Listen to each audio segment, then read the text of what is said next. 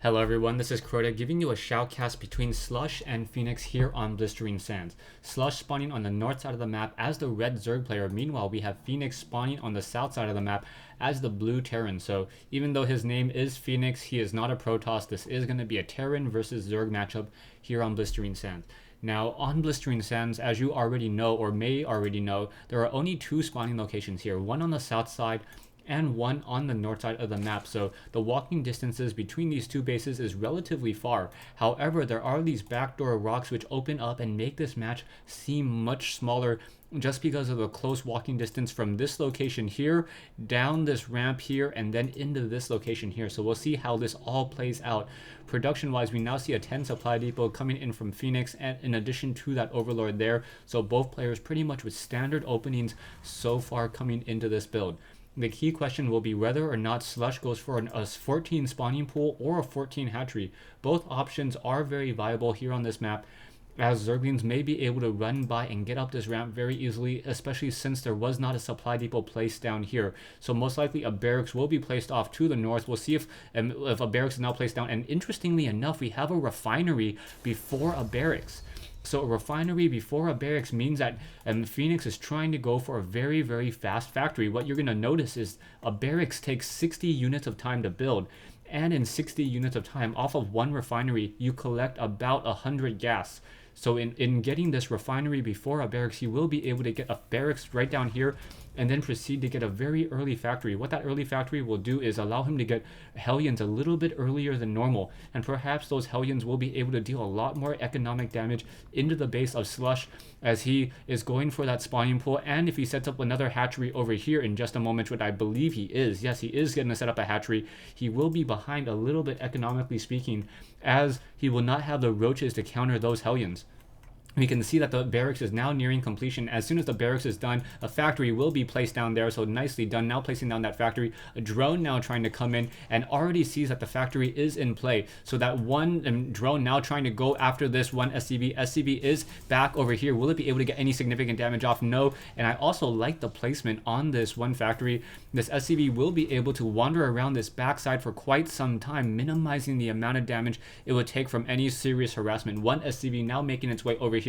We'll see this hatchery. Hatchery needs about another 50 game seconds to complete. That does mean that a Hellion will not be able to make it there in time, and there will be creep down over here if a creep and perhaps even a spine crawler if a spine crawler is built. We can already see the roach warren now come into play. So Root Slush responding very, very well to that early factory, and now I'm going for perhaps an early Hellion, and now we see a starport come into play as well. So Fenix now going for that starport, and this one extractor now being placed down over here will be there for quite some time. We do have one Marine making its way over, and we'll try to shoot down this extractor. We also have one Hellion currently being trained. However, that Hellion will quickly find itself up against a lot of roaches in just a second. What needs to happen is that this starport needs to get a tech lab down very, very quickly in order to try to train up some Banshees. However, because Root Slush was able to block the second extractor, he will be behind on gas for just a little bit, and he should have enough saved up for a little bit of time. Tech lab should be coming down in just a second, and now also trying to get perhaps an additional supply depot as well. There's that tech lab, and now we see a bunker being placed here. So it should be interesting to see if any units will be able to run by and straight into this base. We now see one Hellion trying to dance against these roaches. However, those roaches now with a range of 4 able to go toe-to-toe with a Hellion. The reason why is that Hellion has a very slow attack rate. You can notice that the attack rate is 2.5, so when the Hellion stops, it takes quite some time in order for it to begin moving again and dealing damage. And also with a roach range of 4 now, those roaches will be able to just walk up this ramp and perhaps deal some damage. A command center now being placed down as well in order to try to keep up in this economic game. The command center will be a little bit late compared to Root Slush's already early hatchery. And now we already see a Banshee coming into play, so that Banshee now in the air, roaches are going to be able to start spitting up onto this high ground here and dealing damage to this factory. This is not what Fenix wants to see. Fenix perhaps needs to lift up this factory and then perhaps position it right into this location, or perhaps even a little bit further down. And without any additional range, this is going to be a problem. So we're now going to lift it up and perhaps try to move it down here, perhaps even get another one here, and now one Banshee should be able to rack up those kills fairly quickly. In comes that Banshee. Banshee able to get off already a significant amount of damage onto one Roach. One Roach now down. A second Roach will be taking more damage as well as the damage on these Roaches start to add up. So that Banshee now going to use that move and shoot ability, shoot and scoot, in order to deal more damage across those Roaches. Roaches will be taking a significant amount of damage. Now trying to split up. One Roach saving up to 1 hit point there, and now these Roaches have been taken care of. A second, now a Viking coming out and joining in on this fight. So a Viking now making its way out and will be able to shoot down this Overlord. So nicely done there. Root Slush is going to be a little bit behind, losing one Overlord and 3 very early Roaches. That is not what Slush wants to do. So very, very nicely done by Fenix. Fenix using a very small army. A Queen now making its way out, also with a Creep Tumor. So I believe there are going to be 2 Queens in that location. However, a quick Creep Tumor, nicely done, and a nice shot by that Banshee, disabling those Creep Tumors there. However, the Queens do outrange a Banshee. So those queens will be able to, those 2 queens will be able to shoot down this Banshee as this Banshee continues to try to hug along this cliff here. It looks like Fenix is suspecting that there are going to be some Mutalisks coming out and joining in this fight. This one Banshee needs to back off, will not be able to engage, and now a Viking in the air continuing to rack up more and more damage. You can see Root Slush is currently going to be supply locked once again, losing another Overlord. We now see a swarm of Zerglings now trying to run up this ramp as well. There is only, 4 Marines, and now trying to fight back against a swarm of Zerglings. This is not looking good at all. A Marauder also coming in and joining on this fight. However, and this is just going to be a very, very bad fight indeed, as a medevac now being trained, more units being trained up as well. We have one medevac trying to heal up this one Marauder. Marauder does have 1 base armor, and these Marines will be able to barely finish off and save for half this expansion, and now able to get off another quick kill off of that Banshee. So that Banshee able to get off a lot of kills there, and now Fenix trying to transition into further and further gameplay. Will it be enough? However, the Root Slush will be able to start macroing up a very large army indeed. He now is getting those 8 Zerglings, and if you take a look at his 2 hatcheries, no, sorry, not the wrong control tab there,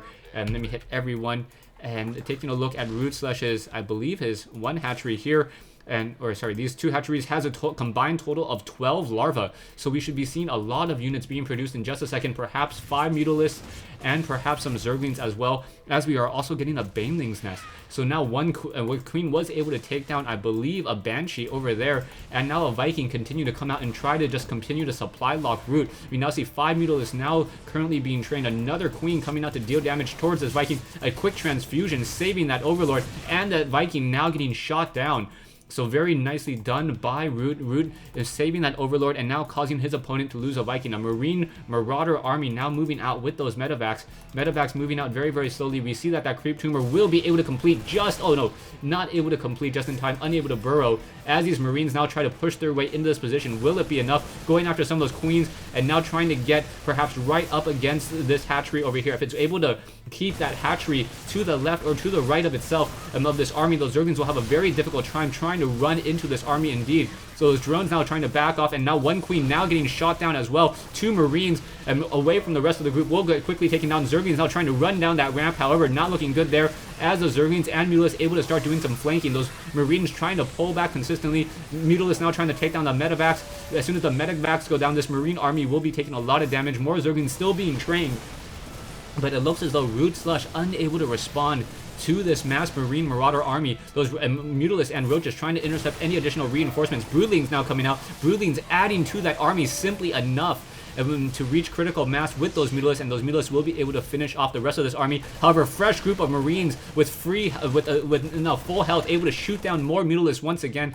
Siege Tank do not have Siege Tech just quite yet, so that Siege Tank is just moving around and does have a very fast attack speed and able to deal 25 damage, a strong counter towards those Roaches, as the Siege Tank has a range of 7, similar to a Thor. So a range of 7 beating the range of 6 on a Marauder, and also beating the range of a Roach. We now see Zerglings now trying to take their way and make their way to try to take down these rocks over here, but things are not looking good.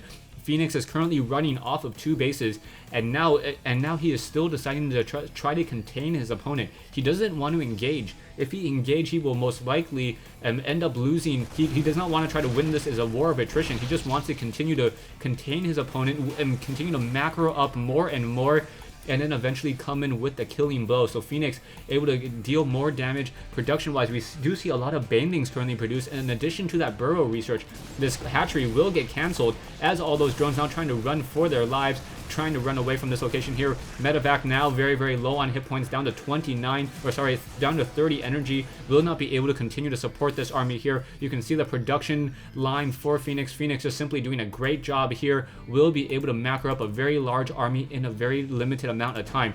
So in comes some siege tanks. Siege tanks now trying to siege up, and banelings able to get off one splash before they die, and now Root Slush says GG. So a good game here between Slush and Fenix here on Blistering Sands.